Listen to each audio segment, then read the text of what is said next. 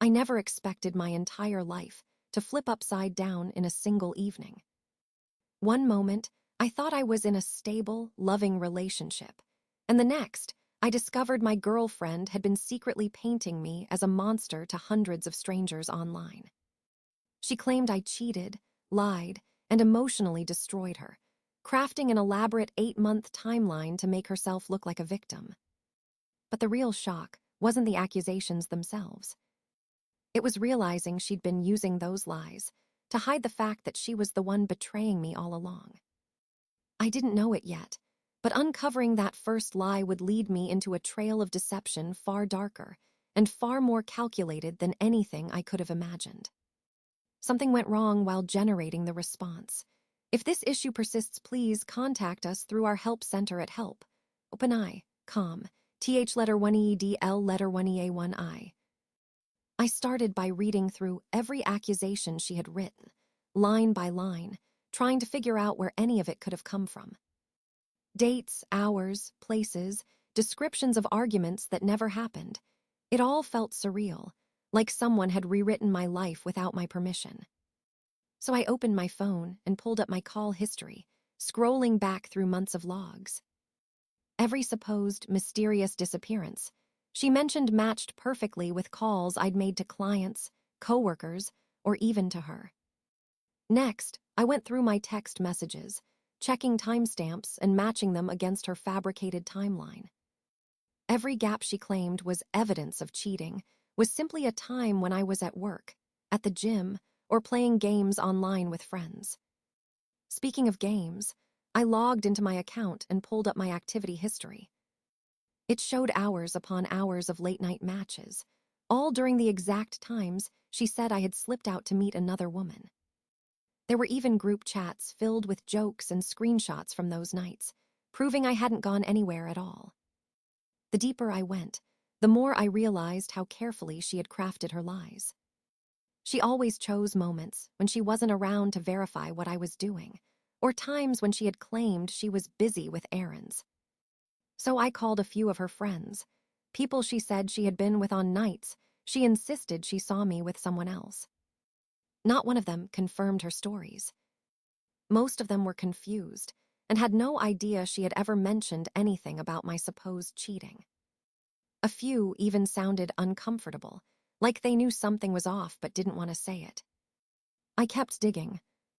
I checked my work logs and found every clock-in and clock-out time perfectly lined up with days she claimed I was sneaking around. I pulled camera timestamps from the office parking garage, showing my car sitting in the same spot for hours. I checked receipts from places I had eaten alone on nights she said I had gone out on suspicious dates. Each receipt became another piece of proof against her story. But the more I compared our timelines, the more something else stood out. She was the one disappearing. Every time she pointed at me, she created a distraction from where she actually was. When she said I vanished for 3 hours, she was the one who didn't respond to texts. When she claimed I stayed out late, she was the one who came home with excuses that never added up.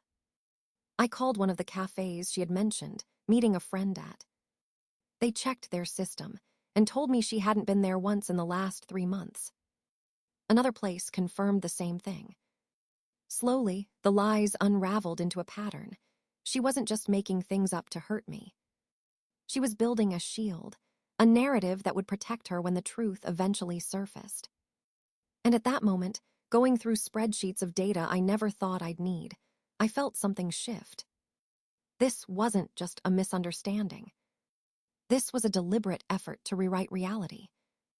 And I knew I had to gather every piece of evidence before confronting her, because something told me this was only the beginning.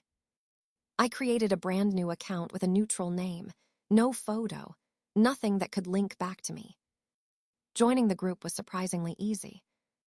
Within seconds, I was inside a space filled with hundreds of women sharing stories of heartbreak, trauma, and betrayal. Scrolling through, I felt a wave of unease wash over me. These people trusted each other deeply, and Chloe had used that trust to build her own stage. I waited quietly, watching the group's feed refresh, until her username appeared. She posted a long message, framed with emotional language and dramatic pauses, claiming she had reached the breaking point because of my supposed cruelty. Dozens of comments poured in. People comforted her, reassured her, praised her strength. Reading their sympathy for something that never happened made my hands shake. Not out of anger, but disbelief. I knew this was the moment. I clicked New Post, took a breath, and began. I wrote calmly, explaining that I had evidence contradicting every claim she had made. Then I attached the first screenshot. The detailed spreadsheet showing her fabricated timeline matched against my actual locations, calls, and work hours. The group went silent. I continued adding images, logs proving I was at work when she said I had disappeared. Gaming activity timestamps that covered entire evenings she claimed I spent with other women, receipts and GPS data she never expected anyone to check. I added a photo of the engagement ring invoice, dated during the period she insisted I was emotionally distant because of an invented affair. The comments shifted instantly. Confusion. Doubt. People began asking Chloe questions. Hard questions. Why doesn't any of your timeline match real data? Why did you tell us he abandoned you on nights he was verifiably at work? Chloe tried to respond. She wrote paragraphs claiming I had fabricated digital evidence, insisting I was manipulating her and everyone else. But her panic showed. I uploaded the final piece, a full comparison chart created by Julia, the friend who initially showed me the post, documenting discrepancies in Chloe's own stories over months. That chart broke everything. Members who had been supporting Chloe for weeks suddenly realized her timeline contradicted itself.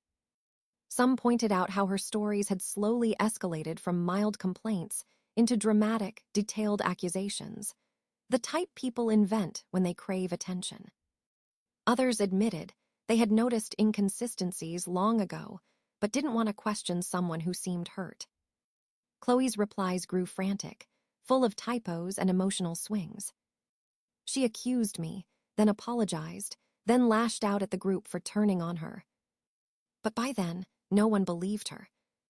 Moderators stepped in, reviewing every screenshot and message thread.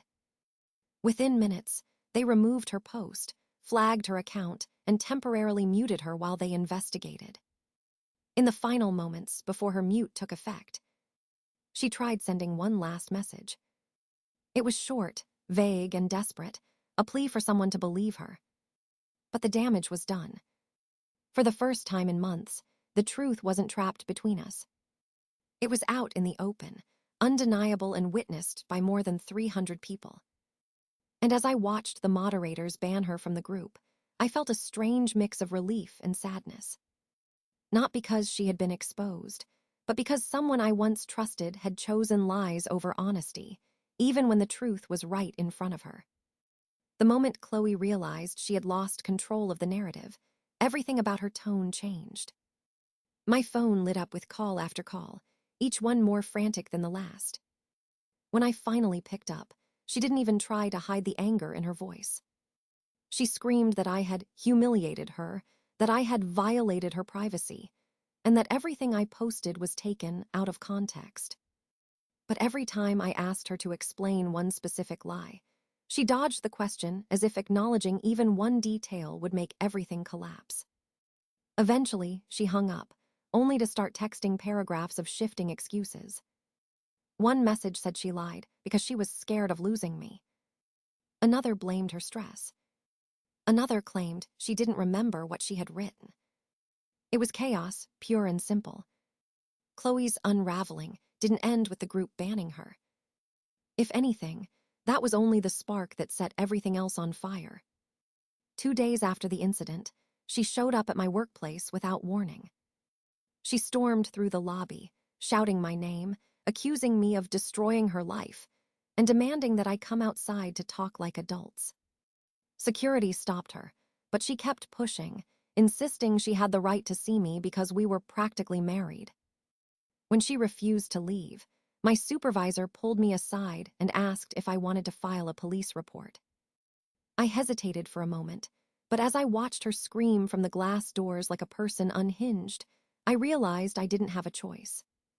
I called the police, and they escorted her off the property. 2 months passed before I fully realized how much calmer my life had become. The constant anxiety, the second-guessing, the storm of accusations, all of it had faded into something that felt almost unreal, like a movie I had watched instead of an experience I had survived.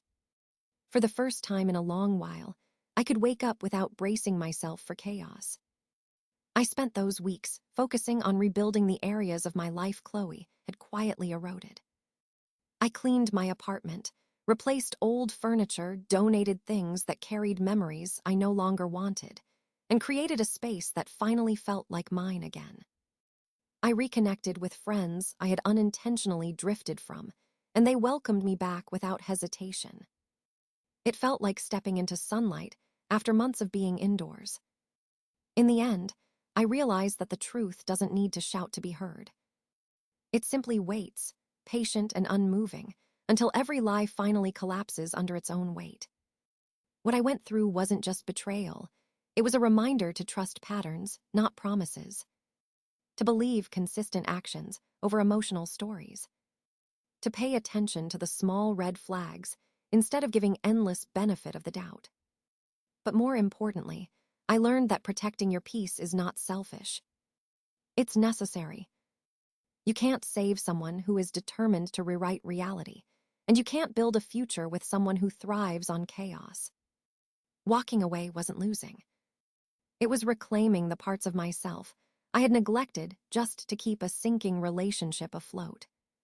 Now, as I look at where I stand, calmer, clearer, and surrounded by people who actually value honesty, I know I made the right choice. The past is behind me. The lessons remain. And the life ahead feels like the first page of a story finally written on my own terms.